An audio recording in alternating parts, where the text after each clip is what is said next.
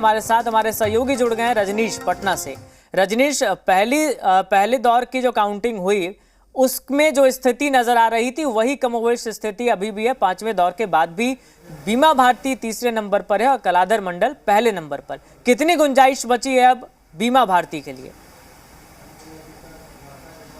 देखिए, अभी तो आधे से ज़्यादा की काउंटिंग बाकी है, लेकिन जो रैंकिंग था 1, 2, 3 का, वो जो शुरुआत में थी वो अभी भी बरकरार है। लेकिन अंतर ये है कि फासला जो है पहले और दूसरे के बीच में वो बहुत कम हो गया है। यानी कि निर्दलीय शंकर सिंह जेडीयू के कलाधर मंडल को कड़ी टक्कर दे रहे हैं और मात्र 1755 वोट का अंतर है और 5 राउंड में। और दूसरी ओर अगर बीमा भारती को देखेंगे तो तीसरे नंबर पर तो वो हैं ही, लेकिन जेडीयू के कलाधर मंडल से अगर गैप देखे अगर बीच के मतों की, तो लगभग 10,000 मत का अंतर जो है वो आ चुका है। तो इस तरीके से अभी तक की जो परिस्थिति है उसके अनुसार जेडीयू के कलाधर मंडल का सीधा मुकाबला जो है वो शंकर सिंह से देखने को मिल रहा है। और आगे के राउंड में शंकर सिंह किस तरीके से परफॉर्म करते हैं ये भी देखना बड़ा दिलचस्प होगा। चूँकि देखिए, उम्मीद ये जताई जा रही थी कि शंकर सिंह मुकाबले को त्रिकोणीय तो बनाने में सफल होंगे, लेकिन कितना मत प्राप्त कर पाते हैं इस पर नज़र टिकी हुई थी। और लेकिन अब जो मतदाता समूह है जिन पर एक शंकर सिंह का अपना एक पकड़ कहले की वो है, वो वही है जो कि जेडीयू के जो वोट बैंक है कमोबेश उसमें।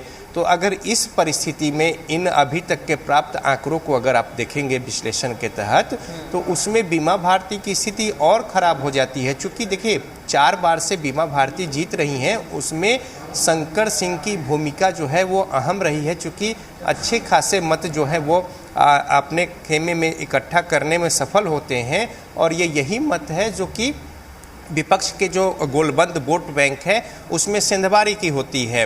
तो बहरहाल अब जो स्थितियां यहाँ पे देखने को मिल रही है उसमें बीमा भारती बहुत पीछे रह गई हैं। दूसरी ओर जेडीयू के कलाधर मंडल और निर्दलीय शंकर सिंह जो हैं उनका मुकाबला सीधा और करीबी का अभी तक की स्थिति के अनुसार है। आगे के जो राउंड हैं उसमें देखना होगा कि कलाधर मंडल किस तरीके से अपने जो शुरुआती जो दौर में उनके जो अंतर रहे हैं उसको कैसे बरकरार रख पाते हैं, तो ये देखने की बात होगी। लेकिन बहरहाल ये जो चुनाव परिणाम होगा वो बहुत कुछ सामने में आएगा इसके परिणाम, और साथ ही साथ इसके राजनीतिक जो विश्लेषण है वो होंगे। और आगे 2025 के जो चुनाव हैं उसमें राजनीतिक पार्टियों को इस चुनाव परिणाम से न सिर्फ जानने, सीखने, समझने, बल्कि आगे की रणनीति तैयार करने में भी काफ़ी मदद मिलेगी। तो लिहाजा इस लिहाज से बहुत महत्वपूर्ण है आज का चुनाव परिणाम, जिसमें बीमा भारती जो है वो पिछड़ती हुई, न सिर्फ पिछड़ती हुई बल्कि तीसरे नंबर पर है, जबकि जेडीयू के कलाधर मंडल, हालांकि ज़्यादातर लोग नाम भी नहीं जान रहे थे जब जेडीयू ने घोषणा की थी अपने इन जो कार्यकर्ता हैं कलाधर मंडल के उम्मीदवार के तौर पे, लेकिन आज बेहतर स्थिति है। और इसकी वजह यह है कि तमाम जो बड़े नेता और साथ ही साथ जो बिहार सरकार के मंत्री थे वो लगातार कैंप किए हुए थे क्षेत्र में, और चुनाव प्रचार अभियान जो है वो ताबड़तोड़ यहाँ पे देखने को मिला है। हालांकि विपक्ष की ओर से भी यानी आरजेडी की ओर से भी ऐसे ही चुनाव प्रचार अभियान जो है वो चलाए गए थे लोगों को अपने पाले में गोलबंद करने को लेकर। लेकिन अब परिणाम का समय है और परिणाम जो है उसमें बीमा भारती तीसरे नंबर पर आ रही हैं। और अभी तक की जो स्थिति है 5 राउंड में 1755 वोट से जेडीयू के कलाधर मंडल अपने निकटतम प्रतिद्वंदी निर्दलीय शंकर सिंह से आगे चल रहे हैं। यानी कि रजनीश, आप भी कह रहे हैं कि जब कलाधर मंडल के नाम की घोषणा की गई थी तो काफ़ी लोग उनका नाम तक नहीं जानते थे, लेकिन फिलहाल जो आंकड़े निकल कर सामने आ रहे हैं उसके मुताबिक नंबर 1 पर वो 5वें राउंड के बाद भी हैं। तो क्या वजह इसके पीछे, क्या जो वोटर्स हैं वो कलाधर मंडल के चेहरे की बजाय पार्टी को देखकर या नीतीश कुमार के चेहरे को देखकर वोट कर रहे हैं?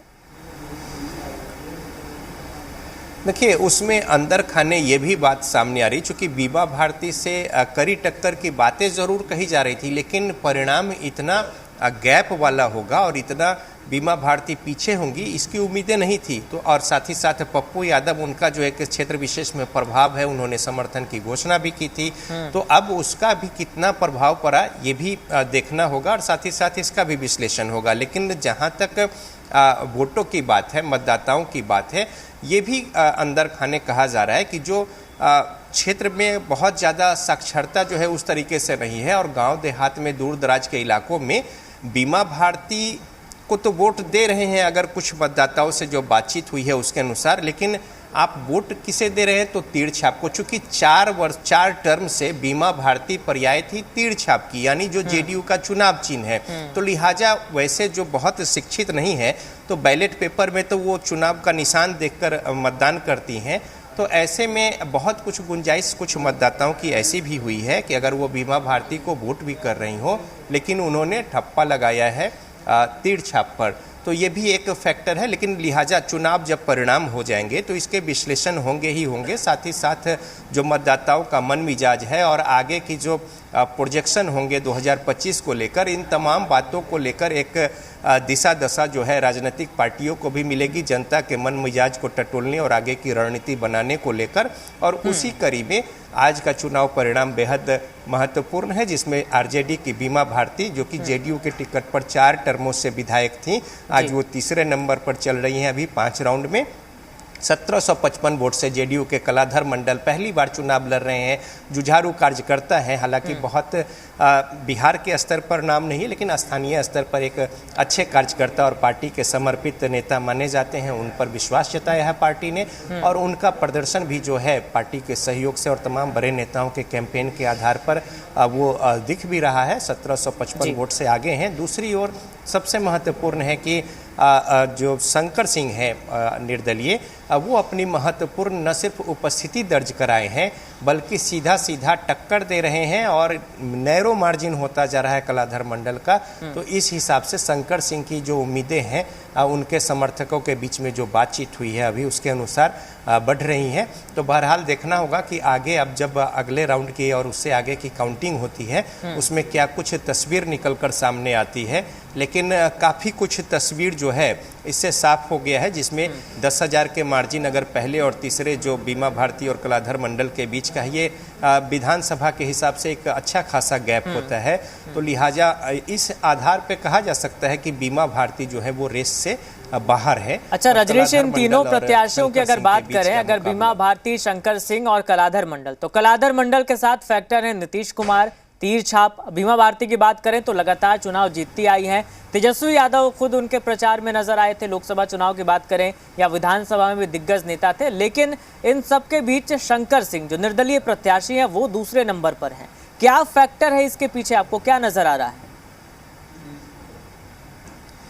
देखिए, शंकर सिंह चुनाव भी जीत चुके हैं और विधायक भी रह चुके हैं। और जब रामविलास पासवान थे और उनकी पार्टी लोक जनशक्ति पार्टी थी तो एक सीमांचल के इलाकों में पूर्णिया के क्षेत्र में उनके एक बड़े सिपाहसलार के तौर पे जाने जाते थे शंकर सिंह। हालांकि बाद के समय में टिकट को लेकर कुछ समस्या हुई और साथ ही साथ एक जो वर्चस्व की लड़ाई है, अगर रुपौली अगर विधानसभा क्षेत्र में आप देखेंगे, चाहे बीमा भारती के पति हों या फिर अगर देख ले यहाँ पे शंकर सिंह हो, इन लोगों की जो छवि है वो बाहुबली की है और कई सारी बातें हैं। और रुपौली और आसपास के क्षेत्रों में इस तरीके से जो आमजन है वो जानते हैं कि किनकी छवि कैसी है, किनका किस तरीके का वर्चस्व है और कैसे किन तरीके के किस तरीके से। और बीमा भारती के जो पति हैं उनके बारे में हर कोई जानता है। अभी अब उन पर एक रिसेंट भी केस हुआ है, उससे पहले भी वो जेल में है।